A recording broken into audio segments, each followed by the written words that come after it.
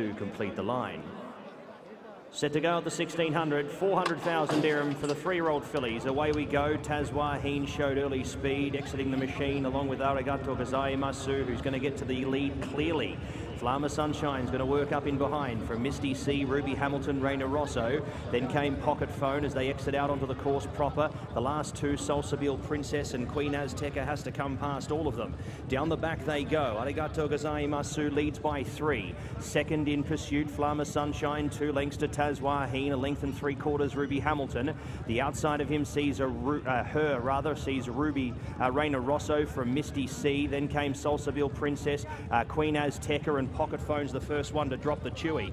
Past the 900 Peter Peg they travel, and Arigato Gazai Masu's got them rolling. 10.60, 10.94. Really doubtful that she's going to be able to continue this speed here, and Flama Sunshine closes the margin to a length. Going clear here, coming up to the outside, Flama Sunshine, as these two pair away from Tazwaheen in third, Ruby Hamilton, Misty C getting warm. Queen Azteca has had the early pace. Can she run into the race here in the late stages as they swing the bend? Reina Rosso was next, Salsabil Princess, Pocket Phone's out of it. Arigato Gazai Masu retakes the lead from Flama Sunshine, who found absolutely nil here in the late stages. Tazwaheen runs on. Queen Azteca coming with a big run for Niels Peterson and Carlos Lopez up the far side. It's Arigato Gazai Masu all out, but it's the Scandinavian hot on the scene in the late stages. Queen Azteca burning away to take the Cocoa Beach Stakes. This is impressive.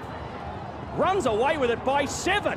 Tazwaheen second over. Arigato Gazai Masu settles for third. Fourth across was Ruby Hamilton from Misty C, Pocket Phone. Next over, Salsabil Princess from Reina Rosso, and Flama Sunshine. Well, the balloon burst at the 300 and has run last in the Cocoa Beach. Niels Peterson on the board here in Dubai, and what a race to do it in. Put the writing on the wall last time out. Queen Azteca, dominant. Got the speed early, and there was no way that Arigato Gazai Masu and Flama Sunshine were going to sustain that gallop, going sub-11 for 600 metres of the race in the middle stages of the event. 7 3/4 lengths. Queen Azteca gets the race to her own liking and does her best work on the back end to take out the Cocoa Beach Stakes, numbers 5, 9, 1 and 7.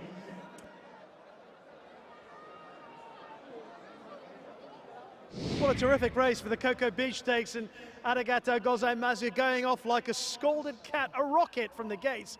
Had a lot of them in trouble turning for home, but all the while the closers, Tazwaheen and Queen Azteca, getting there, Megan. It looked inevitable.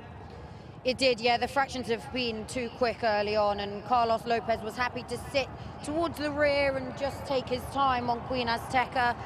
The step back up in trip has suited her. The strong pace has suited her well. She's clearly a strong stayer at this mile, but she's won emphatically in the end, and it was a great performance, but it certainly has helped with the pace collapse around her.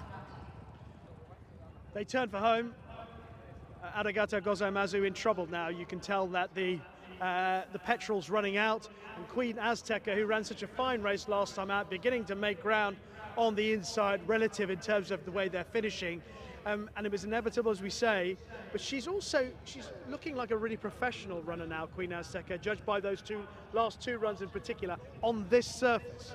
Definitely, and you know, she jumped on terms and wasn't able to hold her position purely because of the fractions that were set so early, and Carlos, I think, deserves credit here for not panicking in the early parts of the race. He allowed his filly just to get into a rhythm, and she's finished really well, and look, she's won, as I say, emphatically in the end, and I wouldn't be afraid to look at trips even further than this down the line. She's a strong stayer, and 10 furlongs wouldn't be without her in her reach.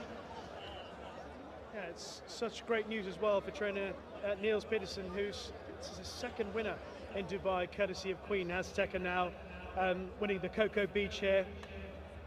Of course, back home it is always very cold at this time of the year, so I'm sure he's enjoying being here, but particularly so when he's got a winner on the board, courtesy of this filly.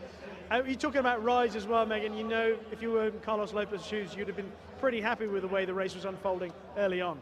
Yeah, you obviously need your filly to handle the kickback when you're riding a bit off the pace, but she's been tough, and Carlos has, had faith in this filly to allow her to just get into a rhythm and not push her too early. I also think Connor Beasley's given Taswaheen a great ride to finish in second. She was ridden with more patience today. She saw the trip out much better, and I'm sure Connections will be pleased with that. That was a more positive performance once again. Numbers in the Cocoa Beach Stakes: 5, 9, 1 and 7. 5, 9, 1 and 7. Queen Azteca, your winner, 138.15. Official margin 8 lengths by 1, as stomped in. Queen Azteca in the Cocoa Beach Stakes, your unofficial winner.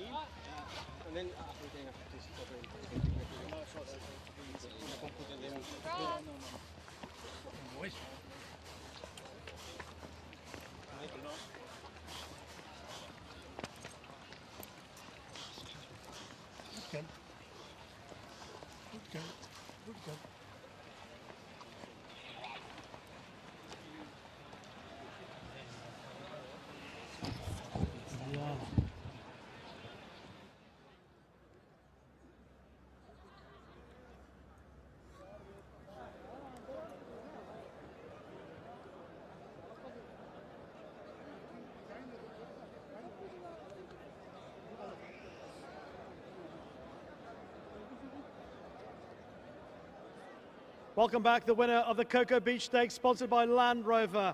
3-year-old filly by Sharp Azteca out of Princess Helena, owned by Glesner Racing APS, ridden by Carlos Lopez, trained by a big supporter of racing here in Dubai, Niels Peterson. A round of applause for Queen Azteca.